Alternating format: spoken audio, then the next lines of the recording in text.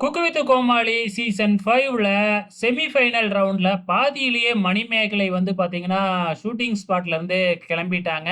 இதுக்கு காரணம் என்ன அப்படின்னு பார்த்தீங்கன்னா, பிரியங்கா, மணிமேகலை இவங்களுக்கு இடையே ஏற்பட்ட கருத்து வேறுபாடு தான் காரணம் அப்படிங்கிறது இப்ப எல்லாருக்குமே நல்லாவே தெரிஞ்சிடுச்சு. ஆனா சோசியல் மீடியாவுல வந்து பார்த்தீங்கன்னா, அங்க என்ன உண்மையாலுமே நடந்தது அப்படின்னு தெரியாமயே ஆளுக்கு அவங்கள பத்தி தப்பு தப்பா பேச ஆரம்பிச்சுட்டாங்க. இப்ப இந்த குக் வித் கோமாளி 4 சீசன்கள்ல கலந்துகிட்ட வெங்கடேஷ் பட் அவங்க கிட்ட இன்டர்வியூ குறைசி எடுத்திருக்கிறாப்ல. அப்ப அவரு என்ன சொல்லியிருக்கிறாரு அப்படிங்கிறத இந்த வீடியோவுல பார்க்கலாம். ஸோ இந்த நிகழ்ச்சியில என்ன நடந்ததுன்னே தெரியாம ஆளுக்கு மீடியாவுல பேசிக்கிட்டு இருக்கிறாங்க. தப்பு தப்பா பேசிக்கிட்டு இருக்காங்க.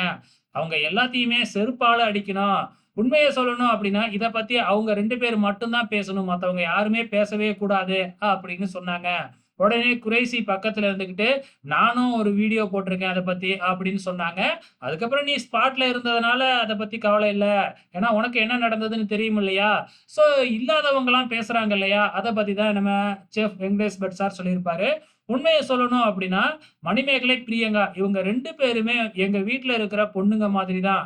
அதாவது அக்கா, தங்கச்சிக்குள்ள சண்டை வந்தா என்ன நடக்கும்? அவங்க 2 பேரும் பேசி அப்புறம் சமாதானம் ஆயிக்குவாங்க. ஆனா, இவங்க அந்த சண்டைய பூதாகரமா வெடிக்க வச்சுட்டாங்க அப்படிங்கிற மாதிரி சொல்லியிருக்கிறாங்க. Okay friends. இப்ப நெறைய பேர் கமெண்ட்ஸ்ல என்ன சொல்லியிருக்காங்க அப்படின்னு பார்த்தீங்கன்னா, அந்த ஷூட்டிங் ஸ்பாட்ல வெங்கடேஷ் பட் சார் மட்டும் இருந்திருந்தாரு அப்படின்னா, கண்டிப்பா இந்த அளவுக்கு பிரச்சனை பெருசா போயிருக்காது.